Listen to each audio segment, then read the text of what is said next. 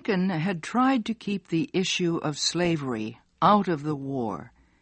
He feared it would weaken the Northern war effort.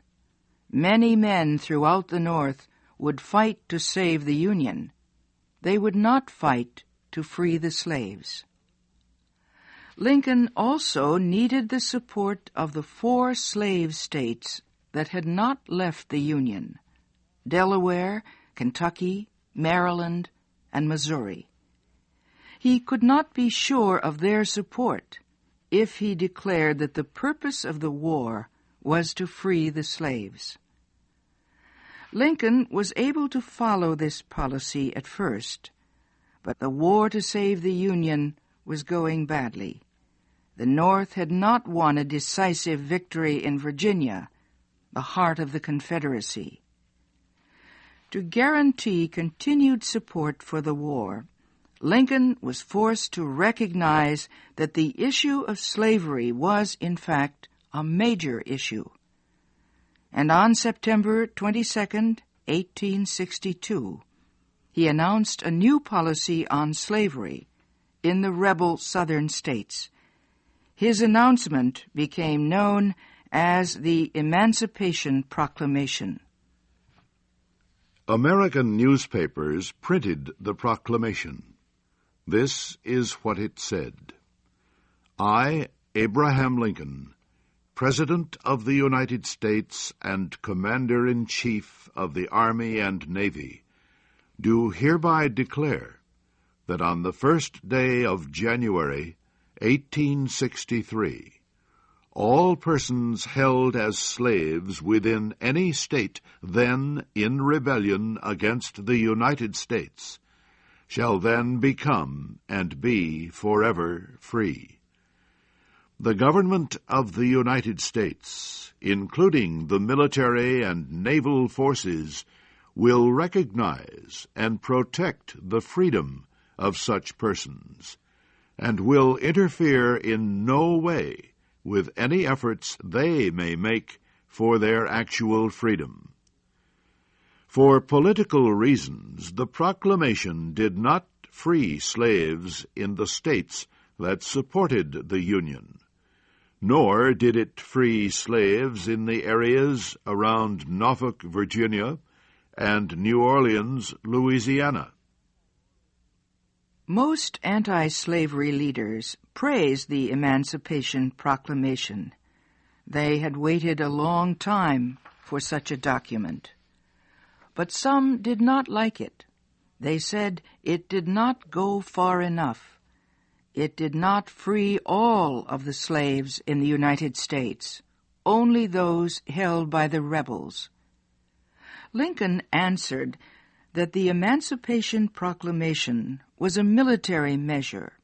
He said he made it under his wartime powers as Commander-in-Chief.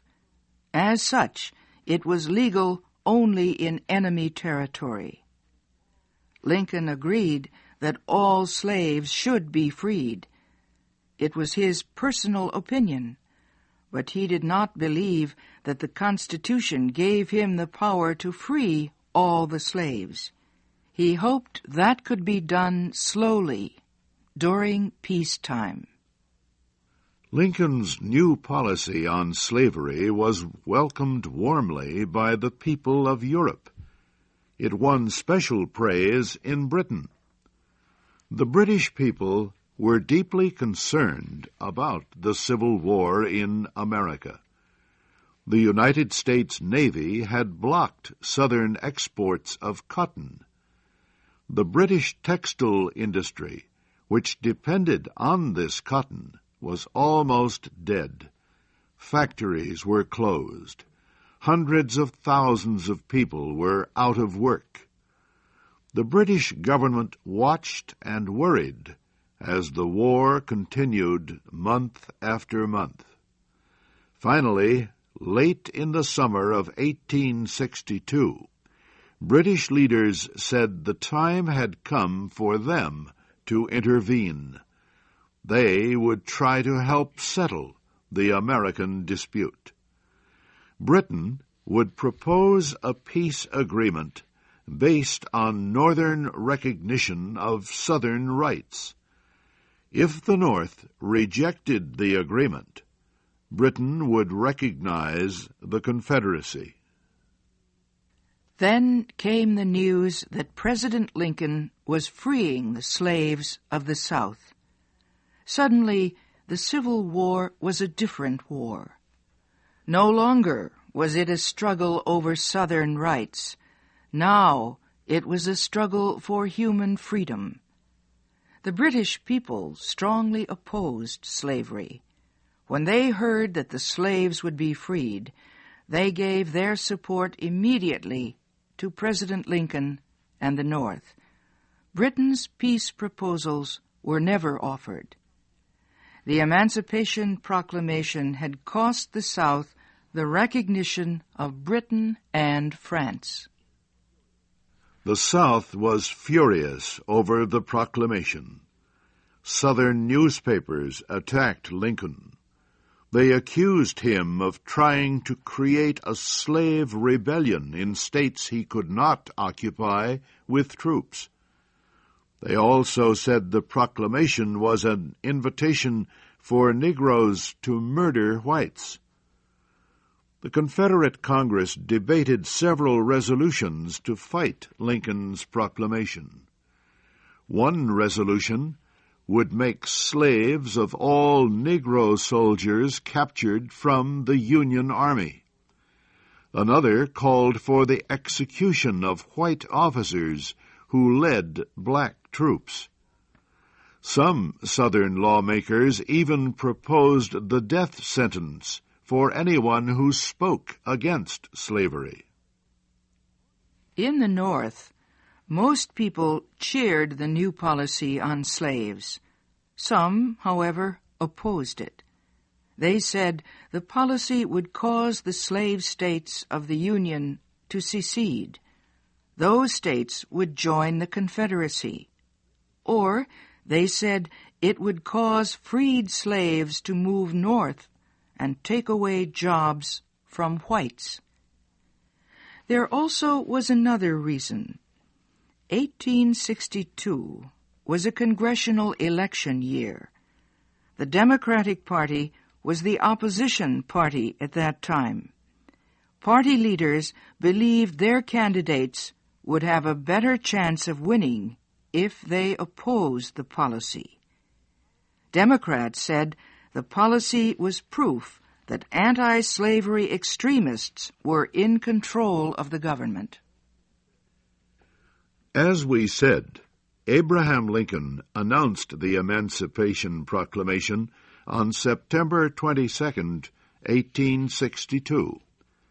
But Lincoln said he would not sign the proclamation until the first day of 1863. That gave the Southern states 100 days to end their rebellion or face the destruction of slavery. Some people thought Lincoln would withdraw the proclamation at the last minute.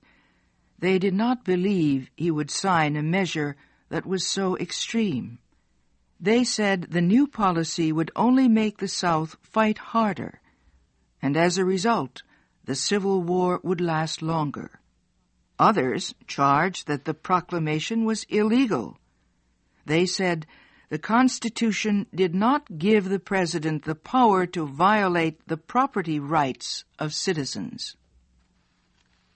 Lincoln answered the charges. He said, "I think the Constitution gives the Commander-in-Chief special powers under the laws of war. The most that can be said, if so much, is that slaves are property. Is there any question that, by the laws of war, property, both of enemies and friends, may be taken when needed?" Just before the first of the year, a congressman asked the President if he still planned to sign the Emancipation Proclamation. "My mind is made up," Lincoln answered. "It must be done." I am driven to it. There is no other way out of our troubles. But although my duty is clear, it is, in some way, painful. I hope that the people will understand that I act not in anger, but in expectation of a greater good. The morning of New Year's Day was a busy time for Lincoln. It was a tradition to open the White House on that day so the President could wish visitors a Happy New Year. After the last visitor had gone, Lincoln went to his office. He started to sign the Emancipation Proclamation. Then he stopped. He said, I never, in all my life, felt more sure that I was doing right than I do in signing this paper.